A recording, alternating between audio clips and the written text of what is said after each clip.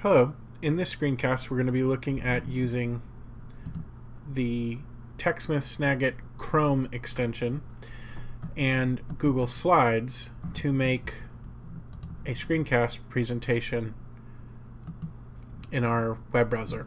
So, for starters, we're going to go to the Chrome Web Store and we're going to search out an extension called Snagit.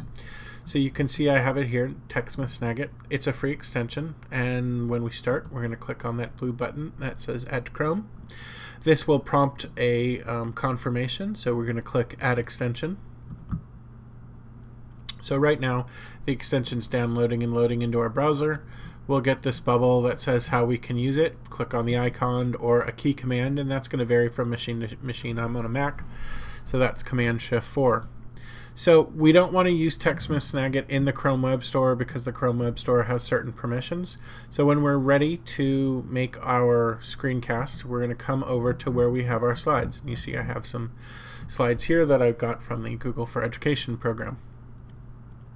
So what we want to do is record video. So we're going to click on Snagit, and we have image, and if I was just going to capture still images, I would use the top part, but I want video, so we're going to look at the bottom.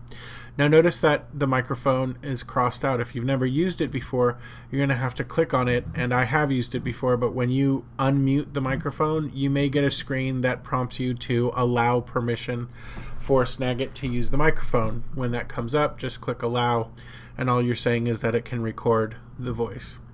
So you're going to want to have your slides ready to go before you start recording, and you should have an idea of what it is that you want to say. You're going to start recording, and then you're going to go into present mode, and I'm going to demonstrate that for you right now. So first, you have to tell it what you want it to record. Do you want it to record the entire screen or just your tab with slides?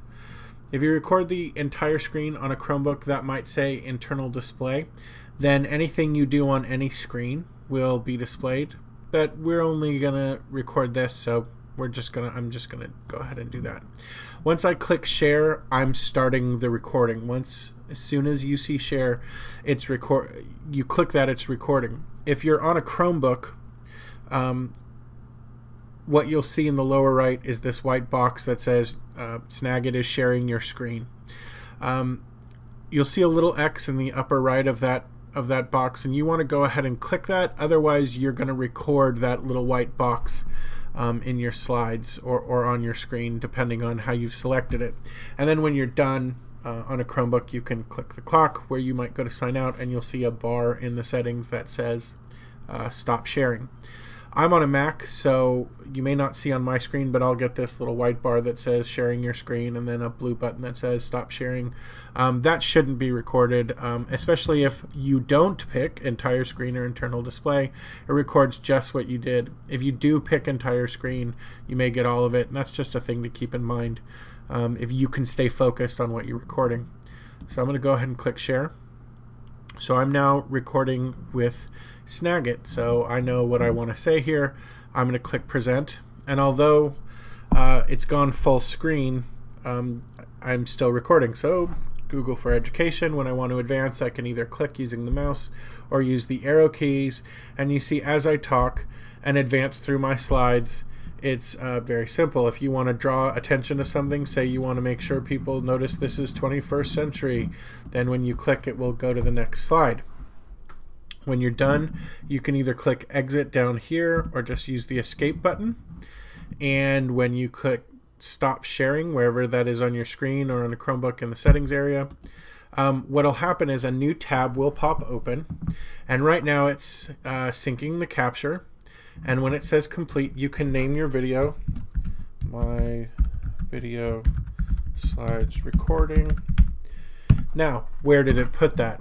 Well, if we click over here to our Google Drive, you'll notice automatically a folder called TechSmith has been placed there for you. It probably won't be blue. I colored mine blue, but it will be there. And if we open it up, you see here it is. Now this icon here means that Google Drive is still processing the video. When it's ready to go, it will look like this one. It'll have a play button over it. Well, let's go back to this screen.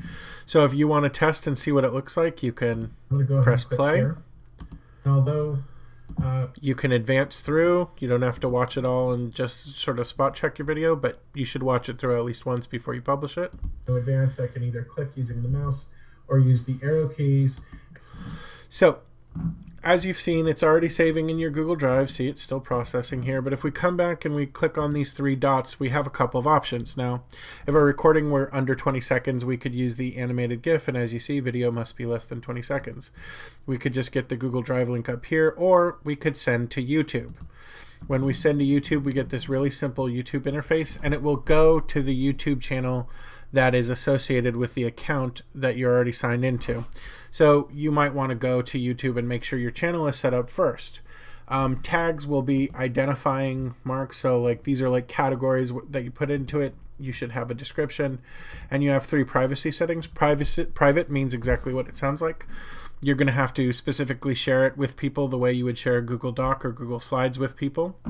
Unpublic means it is searchable and anyone can find it. Unlisted means they have to have the link. It's not searchable. It won't come up in a YouTube search. So unlisted is sort of a middle ground and gives you options.